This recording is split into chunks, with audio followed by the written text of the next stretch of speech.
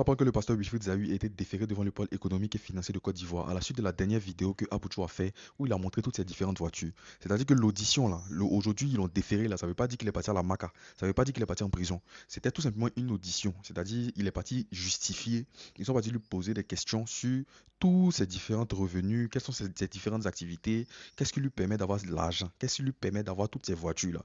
Donc apparemment quand il est arrivé là-bas, il est parti expliquer qu'il est dans différents secteurs d'activité, que c'est pas uniquement un pasteur. Parce que honnêtement, nous on pensait que c'était juste un pasteur. Mais il dit qu'il n'est pas uniquement pasteur. Mais en tout cas, sachez que ces informations-là, ça reste encore à confirmer.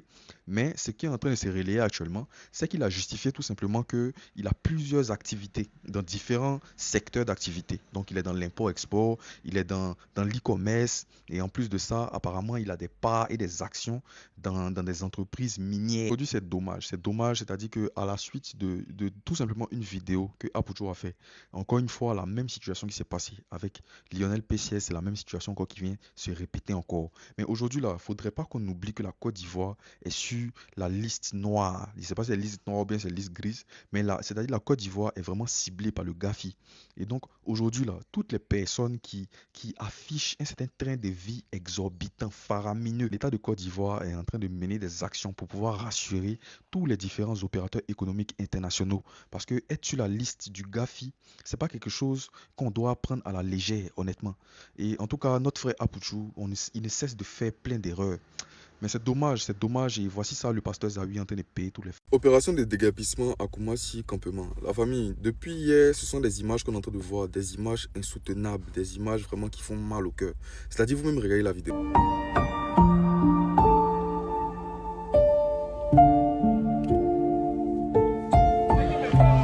On pouvait au moins nous prévenir pour nous dire qu'ils allaient venir casser, mais rien. On n'a pas été prévenu ni rien. On se réveille un bon matin comme ça, on voit des machines, ils ont tout cassé, toutes nos vies, nos économies, on ne sait plus où partir.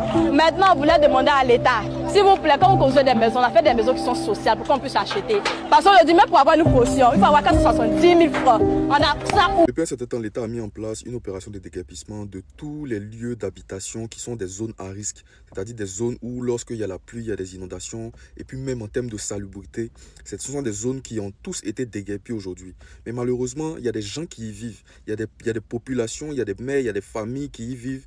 Et aujourd'hui, là, il y a plein qui se plaignent qui n'ont pas été prévenus. Il y a plein qui se plaignent aujourd'hui qui ne savent pas où ils vont partir. Et c'est ça qui fait le plus mal. Parce qu'on se pose tous la question, est-ce qu'après ce déguerpissement-là, est-ce qu'ils seront relogés? Parce que s'ils ne sont pas relogés, c'est pour venir créer encore une autre situation de précarité. Parce que ces personnes-là, de la manière dont vous les avez délogés là, c'est de cette même manière, ils vont partir créer d'autres zones encore d'habitation, dans des zones encore qui sont à risque. Parce qu'il n'y a pas eu de relocalisation. Et ça fait tellement mal parce que quand on voit les mères en train de pleurer comme ça, c'est dommage. On espère très bien que l'État a mis en place cette relocalisation de pouvoir soutenir toutes ces familles-là qui sont dans la précarité et même financièrement pour eux que c'est difficile. Hier, le clip de Mabio featuring Dre est sorti. Le titre s'appelle Pas honoré. On écoute. Joli là, c'est lui qui fait ça. Oh.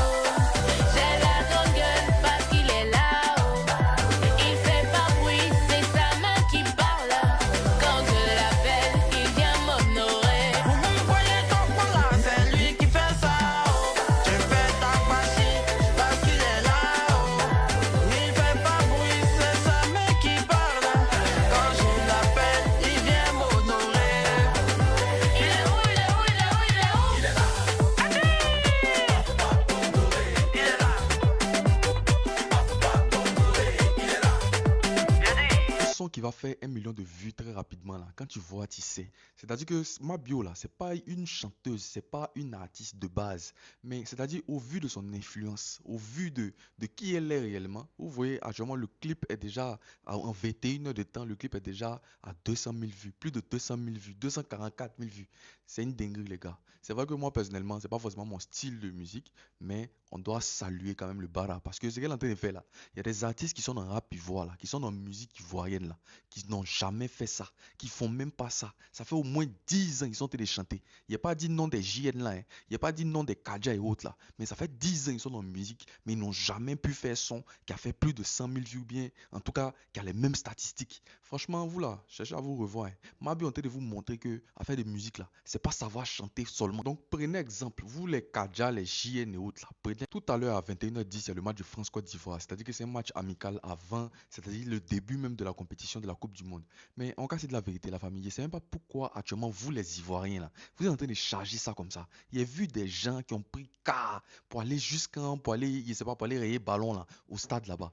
Franchement, les gars, je sais que nous tous là, on aime notre pays, hein. Je sais que nous tous, on aime la Côte d'Ivoire, on aime les éléphants.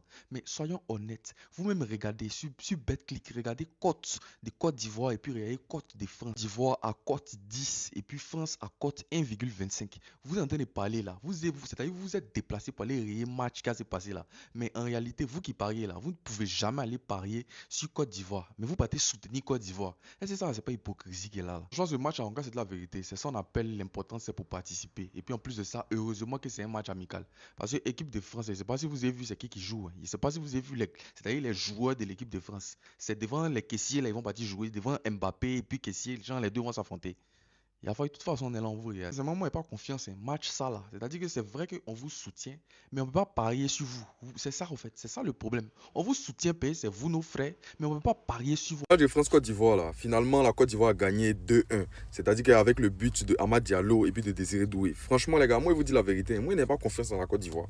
Je n'ai pas confiance, c'est-à-dire à la sélection même des MS Faye. Depuis le départ, moi, il n'y a pas confiance. Parce qu'on vous connaît, vous là, quand on commence à vous soutenir, c'est arrivé sur le terrain, là, vous allez mettre la honte sur notre visage.